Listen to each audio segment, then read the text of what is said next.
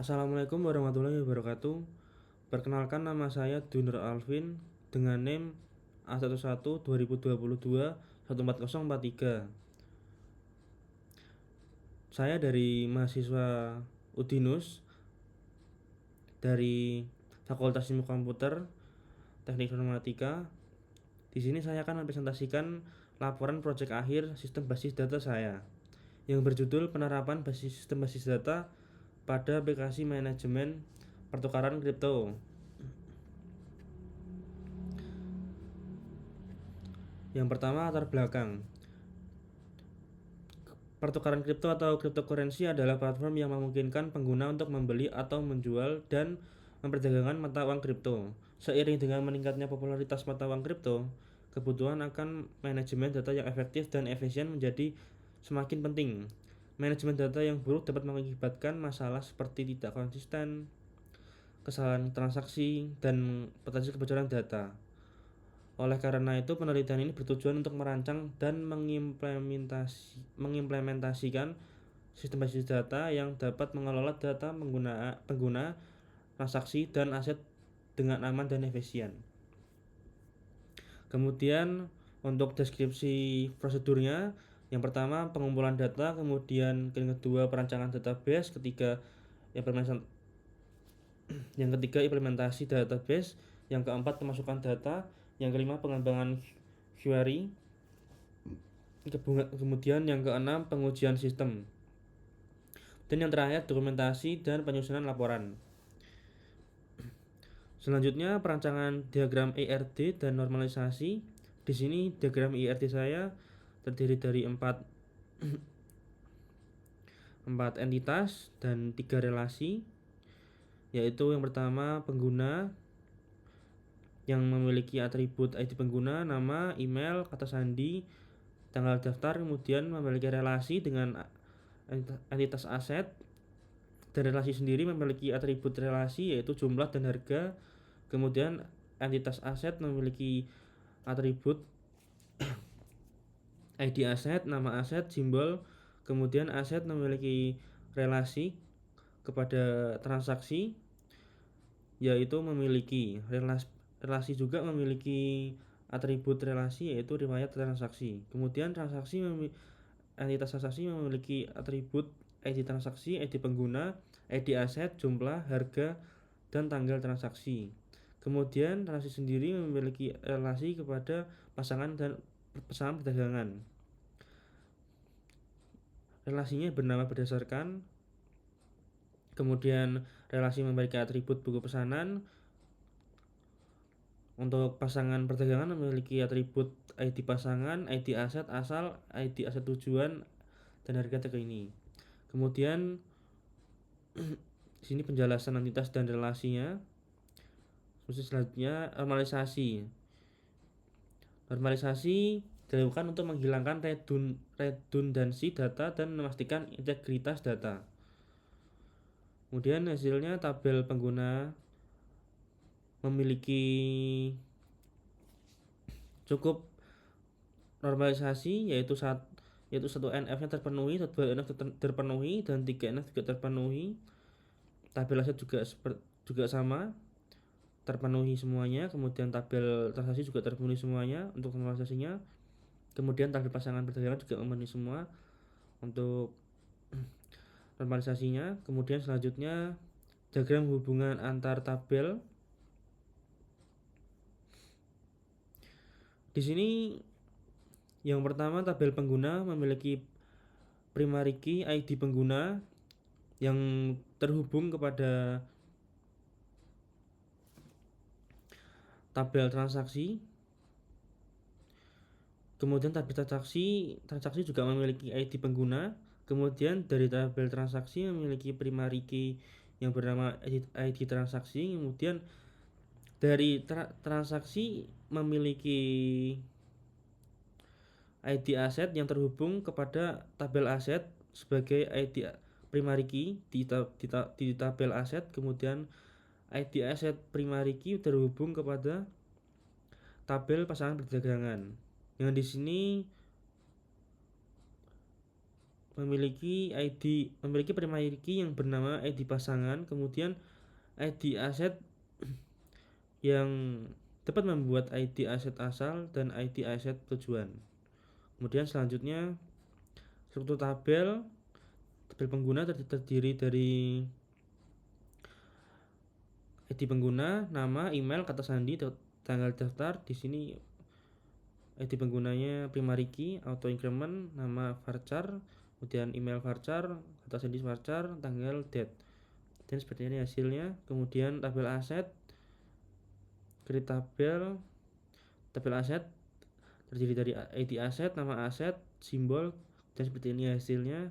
Kemudian tabel transaksi terdiri dari ID transaksi, ID pengguna, ID aset, jumlah, harga, tanggal transaksi. Kemudian seperti ini hasilnya. Selanjutnya tabel pasangan perdagangan terdiri dari ID pasangan, ID aset asal, ID aset tujuan, harga terkini, dan seperti ini hasilnya. Kemudian selanjutnya implementasi tabel di dalam MySQL. Ini membuat dan menggunakan database yang bernama Crypto Exchange seperti ini. Kemudian membuat tabel pengguna seperti tadi. Kemudian membuat tabel aset seperti ini, dan membuat tabel transaksi, membuat tabel pasangan perdagangan. Selanjutnya pemasukan data tabel. Di sini memasukkan data pada tabel pengguna, yaitu insert into pengguna. Di sini ada 4 data, yaitu nama pertama Alice, Halim, Happy, Alvin. Kemudian seperti ini hasilnya. Dan selanjutnya memasukkan data pada tabel aset, yaitu Bitcoin, Ethereum, Dogecoin, Ton, Manta. Kemudian selanjutnya seperti ini hasilnya.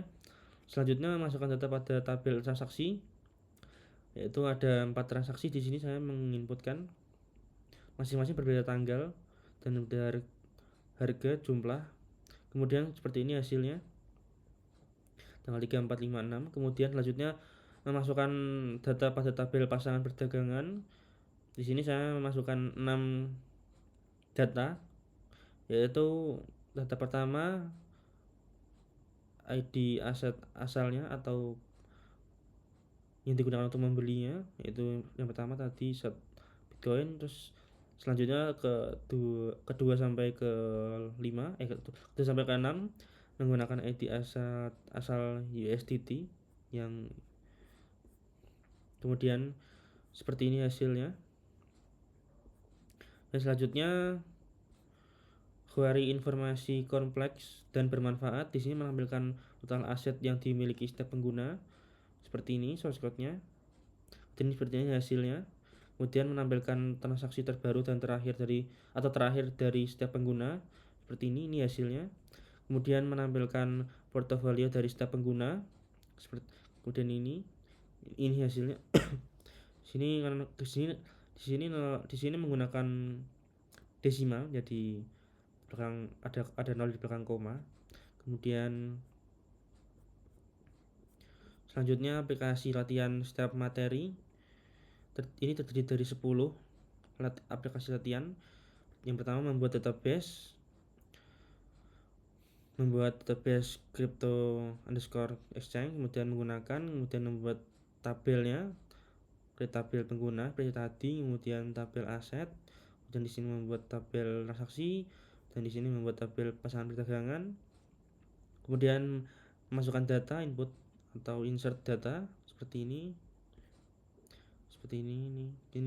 Ini ke input ke insert data ke pengguna, insert data ke aset, ini insert data ke transaksi, kemudian yang terakhir insert data ke pasangan perdagangan. Kemudian selanjutnya select data untuk melihat datanya. Seperti ini contohnya. Ini yang untuk select dari aset untuk melihat tabel aset. Kemudian selanjutnya yang kedua subquery any and all operators, dan yang subquery seperti ini. Ini di sini nggak ada hasilnya, empty set. Kemudian any operator seperti ini hasilnya. Kemudian all operator juga tidak ada hasilnya karena tidak tidak tersedia. Kemudian yang ketiga, view and index. Create view, di sini membuat view, kemudian ini hasilnya seperti ini. Kemudian create index, seperti ini hasilnya. Kemudian yang keempat, aggregation function dan aggregation function seperti ini hasilnya. Dan yang function seperti ini hasilnya.